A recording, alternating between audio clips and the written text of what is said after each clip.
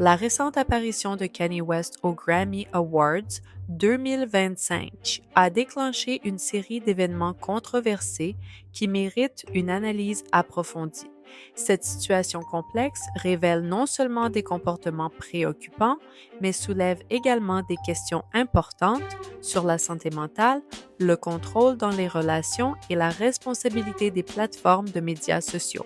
L'événement catalyseur s'est produit le 2 février 2025 lors des Grammy Awards. Kanye West est apparu aux côtés de son épouse Bianca Censori, dont la tenue a immédiatement créé la polémique. Portant une robe transparente qui ne dissimulait pratiquement rien, Bianca a choqué le public et les médias dès son arrivée sur le tapis rouge. Les réactions sur les réseaux sociaux ont été instantanées et virulentes, de nombreux internautes questionnant même la légalité d'une telle tenue lors d'un événement public.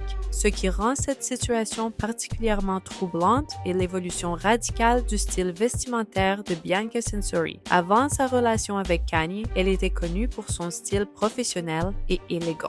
Cette transformation drastique rappelle un schéma déjà observé dans le passé, notamment avec l'ex-femme de Kanye, Kim Kardashian, dont la garde-robe avait été entièrement remplacée selon les préférences de Kanye.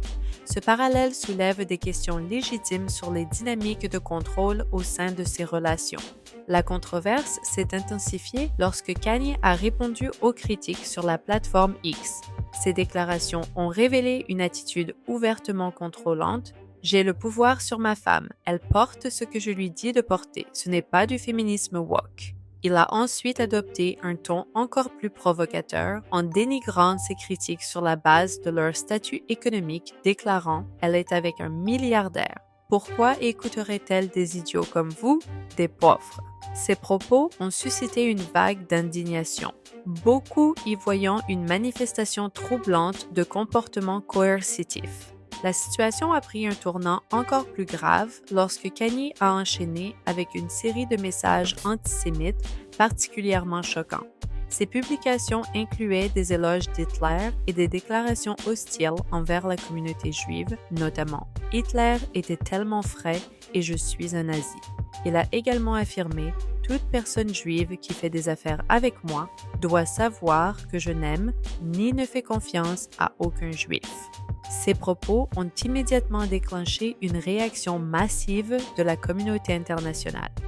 L'acteur David Schwimmer s'est particulièrement distingué dans sa réponse à ces provocations. Sur Instagram, il a appelé à un bannissement permanent de Kanye de la plateforme X, soulignant la gravité de la situation. Ce n'est pas juste du trolling, c'est un discours de haine et le silence est de la complicité. Schwimmer a mis en évidence un point crucial. Avec ses 32,7 millions de followers, soit 2 fois la population juive mondiale, l'influence de Kanye et la portée potentielle de ses discours haineux représentent un danger réel pour la sécurité publique. La réponse d'Elon Musk, propriétaire de X, est restée relativement modérée. Il s'est contenté d'une déclaration générique affirmant que X ne soutient pas le discours de haine et prendra des mesures appropriées.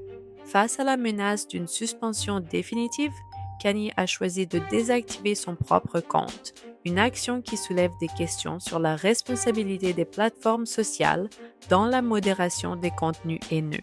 Cette série d'incidents ne peut être analysée sans prendre en compte l'historique de santé mentale de Kanye West. Son diagnostic de troubles bipolaires est bien documenté, avec des épisodes maniaques significatifs, notamment une hospitalisation en 2016 et une crise publique lors de sa campagne présidentielle de 1898-2020. Ces antécédents soulèvent une question cruciale.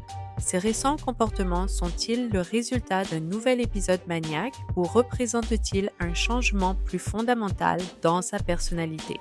L'impact de ces controverses s'étend bien au-delà de la sphère du divertissement. Elles mettent en lumière des problématiques sociétales majeures, la lutte contre l'antisémitisme à l'ère des médias sociaux, les dynamiques de pouvoir dans les relations conjugales et la gestion de la santé mentale des personnalités publiques. La façon dont ces plateformes gèrent les discours de haine, particulièrement venant de personnalités influentes, pose des questions essentielles sur l'équilibre entre liberté d'expression et protection du public. Cette situation soulève également des interrogations sur la responsabilité des médias et du public dans leur traitement des célébrités aux prises avec des problèmes de santé mentale. Comment trouver l'équilibre entre la dénonciation de comportements préjudiciables et la compréhension des facteurs sous-jacents qui peuvent les influencer? La réponse à ces questions nécessite une approche nuancée qui prend en compte à la fois la protection du public et le bien-être des personnes concernées.